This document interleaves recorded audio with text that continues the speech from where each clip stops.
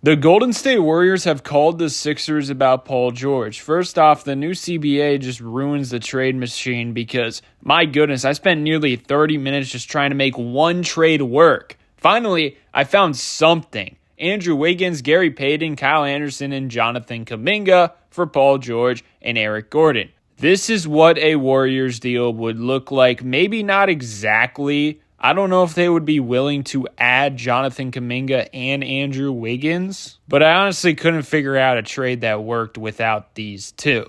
But I want to hear your thoughts below. Would you do it? One thing's clear, though, Andrew Wiggins must be involved. If you go to the Warriors, they have three big contracts, of course. Curry, he won't be traded. Then Draymond Green, he won't be traded. So that leaves Andrew Wiggins. There is no way, realistically speaking, the Warriors are matching Paul George's $49 million contract without using that Wiggins contract, which is a 3-year deal with a player option in 2026 where he's set to make $30.1 million.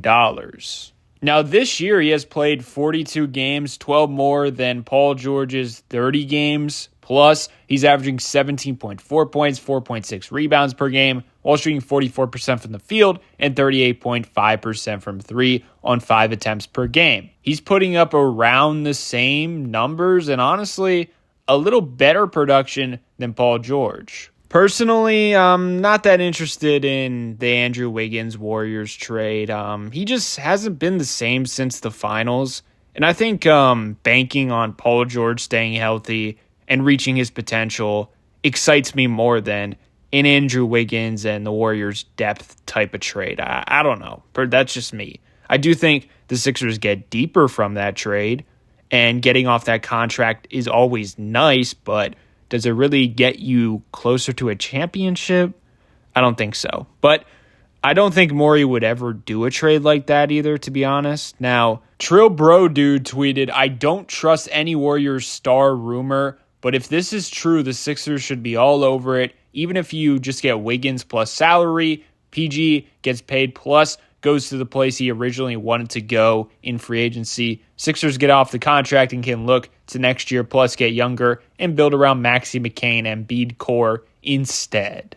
Fans are speculating that it could be a 3-team trade involving the return of Jimmy Butler. I don't think this has any chance of happening, considering Shams has been saying Butler only wants Phoenix. He has no interest in playing anywhere else. He supposedly shut down Golden State, shut down Memphis, and he's already letting teams know he's not signing the extension.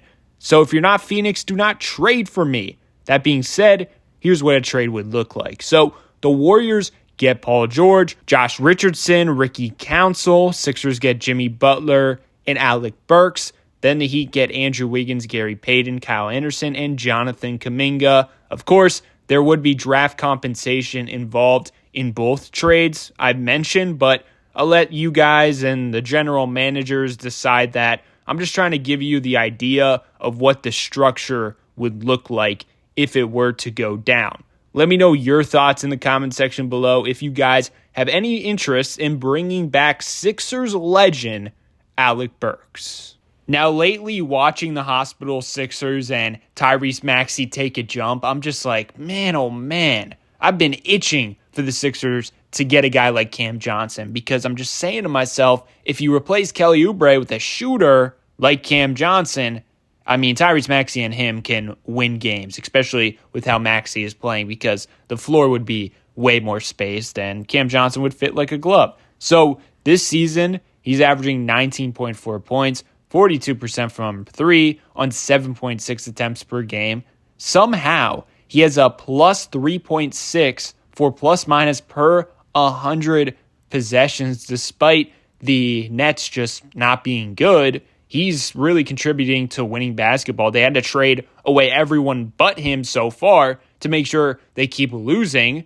And he has a really, really team-friendly contract. I mean, only $22 million. Come on now. And the Nets supposedly won 2 first-round picks for him. A little hefty, in my opinion, considering Luka went for 1 first-round pick.